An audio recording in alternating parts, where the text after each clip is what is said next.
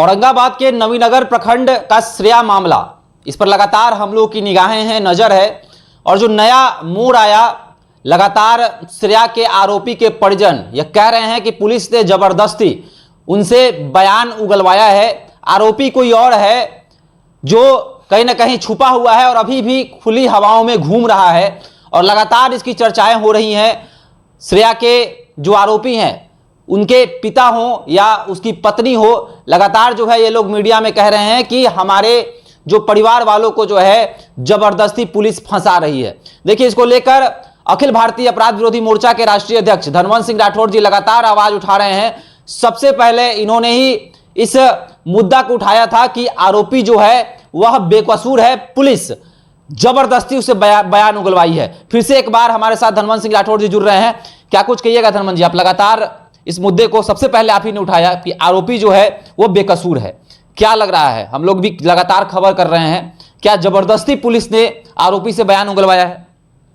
श्रेया हत्याकांड में सर्वप्रथम अखिल भारतीय अपराध विरोधी मोर्चा ने मुहिम चलाया।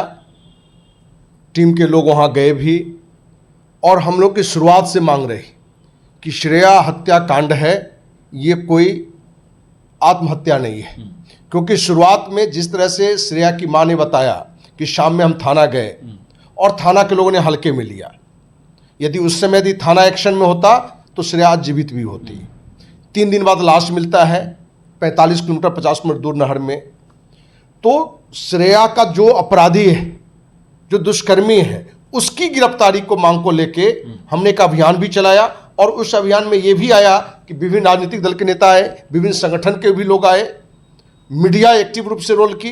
तो कहीं ना कहीं एक प्रशासन पर दबाव बना, क्योंकि प्रशासन को 1 सप्ताह का समय दिया गया था और प्रशासन ने एक्शन भी लिया और उन्होंने प्रेस कॉन्फ्रेंस किया औरंगाबाद की एसपी कि हमने अपराधी को पकड़ लिया है। 2 सगा भाई धर्मेंद्र और राकेश है जो दुष्कर्म करके उसका गला दबा के हत्या कर दिया और नहर में जाके अल्टो से फेंक दिया, अल्टो गाड़ी से ले जाके।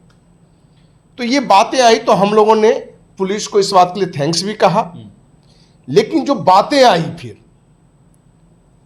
जो जिसको आप आरोपी दुष्कर्मी कह रहे हैं, हत्यारा कह रहे हैं, धर्मेंद्र कुमार राकेश कुमार के, उसके पिता का वक्तव्य, धर्मेंद्र की पत्नी का वक्तव्य, उस वक्तव्य में यह बात क्लियर आया कि कहीं ना कहीं पुलिस प्रशासन जो बातें कह रहा है उसमें सच्चाई नहीं है। क्योंकि पुलिस प्रशासन कह रहा है कि पुलिस को देखकर दोनों भाई भागा। वहीं जो आरोपी है धर्मेंद्र राकेश, उसके पिता ने कहा है, जो बबलू चंदा गेस्ट हाउस के मालिक हैं, उनका कहना है कि पुलिस ने कहा कि पूछताछ के लिए हम आपके बच्चों से बात करना चाहते हैं, तो हमने अपने दोनों बेटा को अपनी गाड़ी से हम थाना भेजे, जिसकी चर्चा थाना ने नहीं की है। और उसने भेजा है और पूरी रात हमारे बेटा को उल्टा टांग के बेरहमी से पीटा गया, मुंह में लाल मिर्च डाला गया और उसको कहा गया कि इससे तुमको तब निजात मिलेगा जब जैसा हम कहेंगे वैसा तुमको बोलना पड़ेगा। और दबाव में कोई भी बोल सकता है, यह जांच का विषय है, क्योंकि यह आरोप आरोपी के पिता का है और पत्नी का आरोप है। और पुलिस प्रशासन के पास यदि साक्ष्य है, क्योंकि घटना के स्थल से जहां फेंकने की बात हो रहा है, दोनों में 45 किलोमीटर की दूरी है, घर में और वहां में। चंदा गेस्ट हाउस, बबलू चंदा गेस्ट हाउस में और जहां लाश मिला उसमें लगभग 45 किलोमीटर की दूरी है। क्या इस बीच में गाड़ी गई, कहीं रास्ते में सीसीटीवी था या कोई भी तरह का प्रूफ है, उसको पुलिस प्रशासन को आगे लाना चाहिए और भी जो कारण है उसको भी सामने रखना चाहिए। क्योंकि जिस विश्वास के साथ, जिस माने सोच के साथ दोनों आरोपी के पत्नी और आरोपी के पिता अपनी बात को रख रहे हैं, तो यदि निर्दोष व्यक्ति को यदि दुष्कर्मी और हत्यारा बता के अंदर रख दिया गया है तो यह भी महाअपराध है और इस पर तो पुलिस प्रशासन पर कार्रवाई भी होनी चाहिए। क्योंकि धर्मेंद्र की 3 बेटी है, यदि निर्दोष रहते हुए यदि जेल में है तब तो अखिल भारतीय अपराध विरोधी मोर्चा की सारे संस्थाओं के लिए, सारे मीडिया के लिए भी कलंक की बात है। हम चाहते हैं कि श्रेया का जो भी अपराधी है उसको कठोर नहीं, ये फांसी की सजा मिले या उससे भी कोई कठोर सजा की बात हो तो वो मिले। और ये मांग बबलू चंदा गेस्ट हाउस के मालिक ने भी मांगा है, जो आरोपी के पिता है।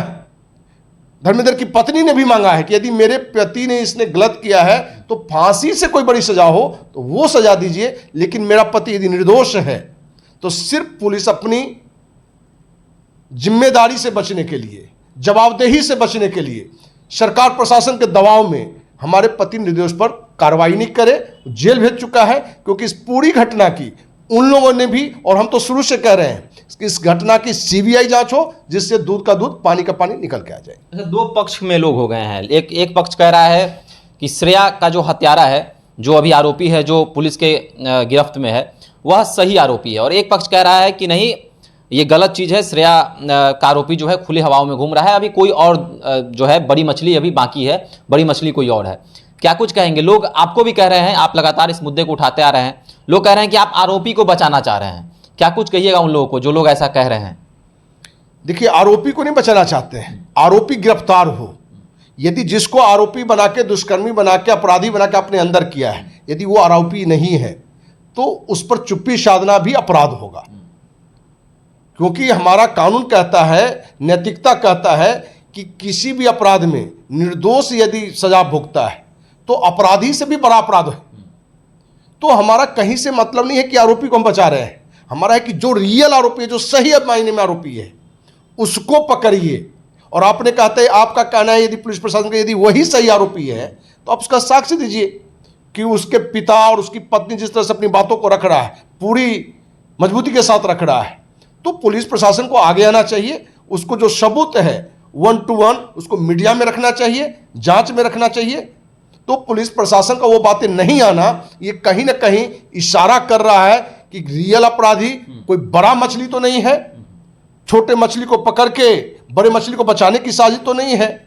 इसलिए हम किसी को बचा नहीं रहे हैं, हमारा है कि जो रियल आरोपी है, यदि पुलिस को लगता है यही आरोपी है तो भाई साक्ष्य दीजिए, क्योंकि उसका पिता और पत्नी का जो कहना है उस बात में दम दिखता है। क्योंकि जो बातें कर रहा है उसमें पुलिस की बात की समरूपता नहीं है। इसीलिए हमने कहा कि सही मायने में यदि वो आरोपी है या कोई दूसरा है तो ये अब दूध का दूध पानी का पानी तब निकलेगा जब इस पूरी घटना का बिना किसी राजनीतिक दबाव के, बिना किसी प्रशासनिक दबाव के सीबीआई जांच से ही संभव है। अच्छा, लोग कमेंट्स के माध्यम से ये भी कह रहे हैं कि बबलू चंदा गेस्ट हाउस, जो कि इतना बड़ा गेस्ट हाउस था, उसमें क्या एक सीसीटीवी कैमरा नहीं लगा हुआ था? क्या सीसीटीवी कैमरा नहीं लगवाया गया था, जानबूझ के नहीं लगवाया गया था, जहां इस तरह के घिनौने काम हो, इस तरह के काम किए जाएं? क्या लग रहा है आपको? देखिए, ये तो जांच का विषय है।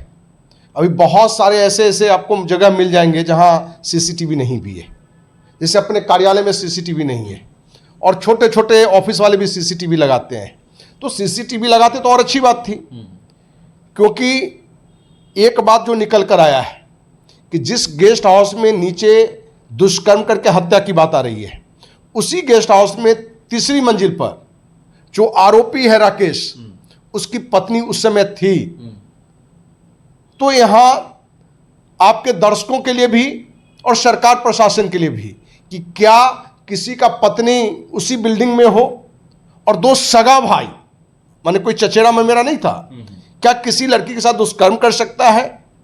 और जो बातें आरोपी के पिता ने बताया है कि एक बेटा उसका मंदबुद्धि भी है, ठीक ना, तो ये दिखाता है कि कहीं ना कहीं इसमें अभी भी दाल में काला नहीं बल्कि पूरी दाल काला है। इसलिए पूरी जांच हो, सीसीटीवी होना ना होना ये अलग बात है। यदि वहां सीसीटीवी होना जरूरी है, जो होना चाहिए, तो क्या घटना जहां मैंने ये घटा है हत्या और दुष्कर्म का, वहां से लेकर 45 किलोमीटर दूर तक, क्या सरकार के लिए वहां कहीं सीसीटीवी नहीं होना चाहिए? सरकार पर भी अंगुली है ना। यदि सीसीटीवी है तो बताइए कहां गई गाड़ी, जिस गाड़ी से आपने कहा कि ले गया, क्या वो गाड़ी कहीं नजर आया तो बताइए। और यदि रियल में ये आरोपी है तो उसकी पत्नी का भी कहना है, पिता का भी कहना है कि फांसी से बड़ा सजा दीजिए यदि आरोपी है तो। लेकिन यदि निर्दोष है तो हमारे निर्दोष बच्चे, मेरे निर्दोष पति पर अन्याय मत करिए। तो अन्याय के खिलाफ लड़ना तो अखिल भारतीय अपराध विरोधी मोर्चा का नैतिक जिम्मेवारी है, और यह मैं 30 साल से लड़ रहा हूं, और ऐसे कितने मुद्दों पर हमने लोगों को न्याय दिलाया है।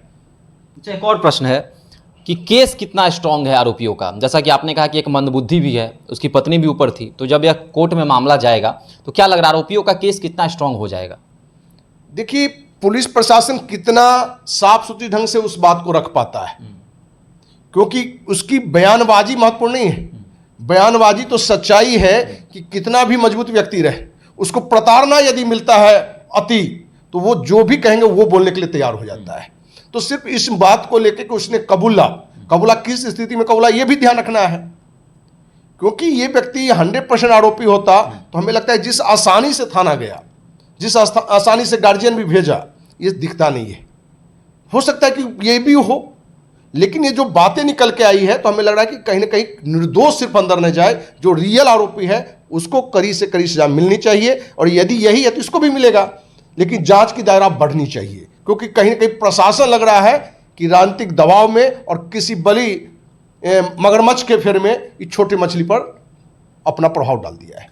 चलिए, तो श्रेया हत्याकांड में कई सवाल जो हैं अब जन्म ले रहे हैं, कई सवाल उत्पन्न हो रहे हैं। जिस तरह से अब कहा जा रहा है कि जो आरोपी हैं वह उसमें एक मंदबुद्धि है, उसकी एक आरोपी की पत्नी भी जो है उस गेस्ट हाउस में मौजूद थी, तो क्या पत्नी के सामने ऐसे अपराध हो सकते हैं? क्या दो सगे भाई एक साथ एक लड़की के साथ दुष्कर्म कर सकते हैं? तमाम तरह की चीजें हैं। लोग यह भी चर्चा कर रहे हैं कि पुलिस की मिलीभगत है, बड़ी मछली को बचाना चाह रही है पुलिस, जो कि कहीं ना कहीं बहुत गलत बात है। शासन प्रशासन पर सवाल उठ रहा है। तो आपको क्या लगता है, श्रेया हत्याकांड में अभी भी कोई आरोपी है जो रियल आरोपी है, जो अभी भी बच रहा है, और पुलिस प्रशासन क्या उसे बचाने की कोशिश कर रही है? आपको क्या लगता है? अभी हमारे साथ साझा कर सकते हैं। धन्यवाद।